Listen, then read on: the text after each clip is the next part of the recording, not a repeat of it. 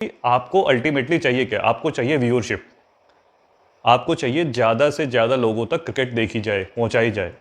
अगर क्रिकेट को आपको पॉपुलर करना चाह रहे हैं तो आपको ऐसा ही स्ट्रॉन्ग फैन बेस चाहिए जो कि ले जाए उसको, उस क्रिकेट को घर घर तक लेके जाए, कंट्री कंट्री तक लेके जाए। इसमें जो ये 5 टीमें हैं ये आपस में एक दूसरे से सभी मैचेस खेलेंगी, होम एंड अवे और न्यूट्रल वेन्यू पे। और ये सारे मैचेस की एक लीग टाइप से ही होगी। और इसकी जो टॉप की दो टीमें रहेंगी उससे आप प्रमोशन और रेलीगेशन कर दीजिए, जैसे फुटबॉल में हुआ करता है। तो नमस्कार दोस्तों, फिर एक बार आपका स्वागत है एक नए एपिसोड में। और वर्ल्ड टेस्ट चैंपियनशिप चल रही है अभी फ़िलहाल। हमने पिछला मैच देखा इंडिया और इंग्लैंड के बीच में क्या मुकाबला था। आखिरी दिन के आखिरी सेशन तक कौन विजेता होगा ये भी नहीं पता चल पा रहा था। इतना मतलब कि रोमांच से भरा हुआ मैच। और हमने देखा किस तरफ से दोनों टीम एक दूसरे के ऊपर हावी हो रही थी लास्ट मोमेंट तक। तो टेस्ट क्रिकेट ऐसा ही है। टेस्ट क्रिकेट सबसे ओल्ड फॉर्मेट है क्रिकेट के अंदर। वर्ल्ड टेस्ट चैंपियनशिप 9 देश खेला करते हैं। आईसीसी के 3 फुल मेंबर कंट्रीज़ जो अफगानिस्तान, जिम्बाब्वे और आयरलैंड, ये 3 देश को छोड़कर बाकी 9 टीम्स इस चैंपियनशिप को खेलती है। आज हम बात करेंगे कि क्यों ज़रूरत है टेस्ट क्रिकेट को बचाना, और इस टेस्ट क्रिकेट को बचाने के लिए, इसकी इम्पोर्टेंस को बचाने के लिए नेपाल का टेस्ट क्रिकेट खेलना क्यों ज़रूरी है। आज की वीडियो में हम इसी टॉपिक के ऊपर बात करेंगे। और सबसे बड़ी बात हमको क्या समझनी चाहिए कि टेस्ट क्रिकेट एक लॉन्गर फॉर्मेट है, बड़ा फॉर्मेट है, 5 दिन का फॉर्मेट है। 5 दिन तक क्रिकेट खेली जाती है, 90 ओवरों का मैच होता है। एक मैच के लिए इतना लंबा समय होने का कारण ही है इसकी पॉपुलैरिटी कम होते जाना। बट ऐसा नहीं है। अगर आप क्रिकेट की हिस्ट्री की बात करेंगे तो क्रिकेट की जितनी भी टेक्निक और जितनी भी टेक्स्ट बुक लिखी गई हैं तो वो टेस्ट क्रिकेट को ही दिमाग में रख के लिखी गई थी। बाद में जैसे जैसे क्रिकेट इवॉल्व होती गई, शॉर्ट फॉर्मेट आते गए, ओडीआई, टी20, अब टी10 का भी कल्चर आ गया है। तो उस हिसाब से देखा जाए तो अब शॉर्ट फॉर्मेट ने अपनी एक जगह बना ली है, बट हमें टेस्ट क्रिकेट को भी नहीं भूलना चाहिए। और आईसीसी इसके लिए क्या कर रही है, इसके लिए भी बड़े मेजर्स उठाने का सोच रही है और प्लानिंग कर रही है कि किस तरीके से हम टेस्ट क्रिकेट को ज़िंदा रख पाएँ और भी ज़्यादा कंट्री को हम, और भी ज़्यादा देशों तक इसको कैसे पहुंचाया जाए। तो मेरा सुझाव तो यही था आईसीसी को कि टेस्ट क्रिकेट को भी 2 लीग्स में डिवाइड कर दिया जाए। लीग 1 को जो आप वर्ल्ड टेस्ट चैंपियनशिप बोल रहे हैं उसको एज इट इज़ रखिए, कोई बात नहीं, वही टीम खेलेंगी जो अब खेल रही हैं। बट आप लीग 2 की टीम्स को और इंक्रीज करके उसकी एक सेकेंड लीग बना दीजिए, लीग 2 करके, जिसमें आपके अफगानिस्तान, जिम्बाब्वे और आयरलैंड तो रहेंगी ही क्योंकि वो फुल मेंबर्स हैं। वो ऑलरेडी कुछ टेस्ट मैच खेल भी चुके हैं और खेलते भी हैं। अगर उसमें 2 टीम्स कोई नई ऐड की जाएंगी तो वो कौन सी 2 टीम्स होने वाली है? तो उसमें से सबसे बड़ा एक नाम निकल के आता है नीदरलैंड्स का, जो कि सबसे बड़े हकदार है। जो नेक्स्ट फुल मेंबर बनने के सबसे बड़े हकदार नीदरलैंड्स है, जिनकी हिस्ट्री भी काफ़ी पुरानी है। पहले हॉलैंड के नाम से खेला करते थे, अब नीदरलैंड्स के नाम से खेल रहे हैं। और दूसरा अगर अगर देखा जाए तो दूसरे नंबर पे स्कॉटलैंड आता है, अगर उस हिसाब से देखा जाए तो। बट यहाँ पर ट्विस्ट क्या है कि आप नेपाल को भी इग्नोर नहीं कर सकते। एक तो नेपाल ने जो अपनी रिसेंट टाइम्स में अपनी जो छवि छोड़ी है, जो छाप छोड़ी है एक वर्ल्ड मैप के ऊपर, वर्ल्ड क्रिकेट मैप के ऊपर, उसको आप इग्नोर नहीं कर सकते इतना इजीली। और जिस हिसाब से फैन बेस है, नेपाल का फैन बेस है जो ग्रो हो रहा है, और इतना मोटिवेटेड फैन बेस, इतने मोटिवेटेड प्लेयर्स, उनको आपने पिछले टी20 वर्ल्ड कप में भी देखा। साउथ अफ्रीका जैसी टीम, बांग्लादेश जैसी टीम हारते हारते बची हैं नेपाल से। तो उस टाइप का टैलेंट को और उस टाइप की क्रिकेट को, उस टाइप के कंट्री को आप नहीं नकार सकते। तो नेपाल का होना टेस्ट क्रिकेट के लिए भी इम्पोर्टेंट है, क्योंकि आपको अल्टीमेटली चाहिए क्या? आपको चाहिए व्यूअरशिप। आपको चाहिए ज़्यादा से ज़्यादा लोगों तक क्रिकेट देखी जाए, पहुंचाई जाए। अगर क्रिकेट को आपको पॉपुलर करना चाह रहे हैं तो आपको ऐसा ही स्ट्रॉन्ग फैन बेस चाहिए जो कि ले जाए उसको, उस क्रिकेट को घर घर तक लेके जाए, कंट्री कंट्री तक लेके जाए। तो उसके लिए आपको एक पैशनेट फैन बेस की ज़रूरत पड़ेगी, जो कि सिर्फ नेपाल के पास है। अभी के सिनेरियो की बात की जाए तो वो किसी भी full member test playing nation के फैन बेस को टक्कर दे सकती है इजीली, या उनसे बेटर भी है कई देशों के तुलना की बात की जाए तो। इवन वेस्ट इंडीज़ की बात करूं तो वेस्ट इंडीज़ से अगर मैं बात करूँ तो उनसे तगड़ा फैन बेस नेपाल का है ऑलरेडी, प्रूवन है। तो इसमें कोई दो राय नहीं है, इसमें कोई बहस भी नहीं करेगा इस टॉपिक के ऊपर। दूसरी सबसे बड़ी बात, अगर आप स्कॉटलैंड को ले लेते हैं नेपाल से ऊपर, तो ऑलरेडी आपकी जो यूरोपियन, अगर मैं कॉन्टिनेंट के बेस में बात की जाऊँ तो यूरोप की 2 टीम्स वहाँ पर ऐड हो जाएंगी। ऑलरेडी एक आइलैंड है ही है। इंग्लैंड, आयरलैंड, स्कॉटलैंड, नीदरलैंड बिल्कुल पड़ोसी देश, और स्कॉटलैंड, और ऐसा नहीं है कि नेपाल बिल्कुल ज़मीन आसमान का फ़र्क है, बिल्कुल सेम लेवल पे ही है ऑलरेडी। तो आपको एक बैलेंस आउट करने के लिए भी एक एशियन और एक यूरोपियन, अलग अलग कॉन्टिनेंट्स, जितने ज़्यादा कॉन्टिनेंट्स तक आप अपनी रीच बढ़ाएंगे उतनी ज़्यादा व्यूअरशिप और उतनी ज़्यादा पॉपुलैरिटी आपकी बढ़ेगी।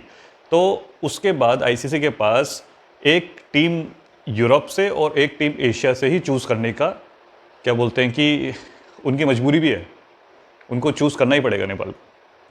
तो 2 टीम्स एक्स्ट्रा और बढ़ाने की बात कर रही थी जो आईसीसी, उसमें से मोस्ट प्रोबेबली एक नेपाल एशिया से फिक्स है, और या तो या तो नीदरलैंड्स या तो स्कॉटलैंड में से एक टीम रहने वाली है। ज़्यादा चांसेस है नीदरलैंड्स के। नेपाल की जो डेवलपमेंट है क्रिकेट के अंदर अभी रिसेंट टाइम्स के अंदर, या अभी आप देखिए कि इंफ्रास्ट्रक्चर में जिस हिसाब से अभी गवर्नमेंट भी इन्वेस्ट कर रही है पूरा ध्यान, और जिस हिसाब से उसकी डेवलपमेंट हो रही है, स्टेडियम्स बिल्ट हो रहे हैं, फ्लड लाइट्स लग रही है, तो आप ये समझिए कि वो वैसे भी काफ़ी कंट्रीज़ को इंफ्रास्ट्रक्चर के हिसाब से पीछे छोड़ चुका है। काफ़ी एसोसिएट नेशन को अभी नेपाल आगे है इंफ्रास्ट्रक्चर के मामले में। अगर आज नहीं है तो कुछ महीनों में आ जाएगा। नेपाल के अंदर रेगुलर आपके एज ग्रुप के टूर्नामेंट्स हो रहे हैं, अंडर 16, अंडर 14 से लेके सभी एज ग्रुप के टूर्नामेंट लगातार होए जा रहे हैं, और वुमेन क्रिकेट को भी उतनी ही इंपॉर्टेंस से खेला जा रहा है। डोमेस्टिक कल्चर एक सेट हो चुका है, डोमेस्टिक क्रिकेट रेगुलर हो रही है, रेड बॉल के टूर्नामेंट्स भी 1-2 इंट्रोड्यूस हो गए हैं। तो उस हिसाब से जो डेवलपमेंट है, जो एक टेस्ट प्लेइंग कंट्री को की रिक्वायरमेंट होती है कि आप टेस्ट प्लेइंग नेशन उसको कैसे घोषित करेंगे, मतलब कि उसका एक बेंचमार्क क्या है टेस्ट प्लेइंग नेशन बनने का, तो उसी के रास्ते पे नेपाल चल पड़ा है और काफ़ी तेज़ी से चल रहा है। तो आईसीसी को भी उस चीज़ को इग्नोर नहीं करना चाहिए। मे बी ये वाला साइकिल को छोड़ के जो नेक्स्ट साइकिल होगा उसमें ये प्लान इंट्रोड्यूस कर दे आईसीसी भी। और अब आईसीसी ने भी 4 डे क्रिकेट को भी मंजूरी दे दी है, क्योंकि क्या हो रहा है कि लॉन्गर फॉर्मेट होने की वजह से थोड़ा बीच में कभी कभार कोई मैचेस बोरिंग भी हो जाते हैं, लंबे हो जाते हैं, या अभी हमने जिस एरा में हम खेल रहे हैं T20 के, तो कोई मैचेस हमारे 3 दिन के अंदर भी ख़त्म हो रहे हैं। उस लिहाज को देखते हुए चीज़ों को बैलेंस करने के लिए आईसीसी ने 4 डे क्रिकेट का भी एक प्लान रखा है। टेस्ट मैचेस 4 दिन के हुआ करेंगे। तो उससे हमको एक बेनिफिट ये मिलेगा कि जितनी भी छोटी कंट्रीज़ हैं जो अभी स्टार्ट कर रही हैं टेस्ट क्रिकेट, तो उनके लिए कोप अप करना ईजी होगा। तो मैं बात कर रहा था उस फॉर्मेट की, जो लीग 2 का जो फॉर्मेट, अगर आईसीसी उस पर गौर करना चाहे तो आप लीग 2 की 5 टीम्स ले लीजिए, अफगानिस्तान, आयरलैंड, जिम्बाब्वे, नीदरलैंड्स और नेपाल, एग्जाम्पल के तौर पर। इसमें जो ये 5 टीमें हैं ये आपस में एक दूसरे से सभी मैचेस खेलेंगी, होम एंड अवे और न्यूट्रल वेन्यू पे, और ये सारे मैचेस की एक लीग टाइप से ही होगी। और इसकी जो 2 टॉप की 2 टीमें रहेंगी, उससे आप प्रमोशन और रेलीगेशन कर दीजिए, जैसे फुटबॉल में हुआ करता है। जो लीग 1 की जो नीचे की जो बॉटम की 2 टीमें हैं वो लीग 2 में आ जाएंगी, और जो लीग 2 की जो टॉप 2 टीम है वो लीग 1 में चली जाएगी हर साल। तो इससे क्या होगा, जो नीचे की 2 टीमें हैं वो उनके पास भी एक अपने आप को इम्प्रूव करने का मौका मिलेगा, और वो उनके पास भी एक टारगेट होगा, नहीं हमको लीग 1 खेलना है, हमको वर्ल्ड टेस्ट चैंपियनशिप खेलनी है। जो लीग 2 की टीम का सपना जो रहेगा वो यही होगा, टारगेट यही रहेगा कि हम वर्ल्ड टेस्ट चैंपियनशिप खेलें आगे जाके। तो ये प्रमोशन और रेलीगेशन का जो फॉर्मूला है ये काफ़ी काम करता है। सबके अंदर मोटिवेशन इसी चीज़ से आता है, जब आपको कहीं प्रमोट किया जाए।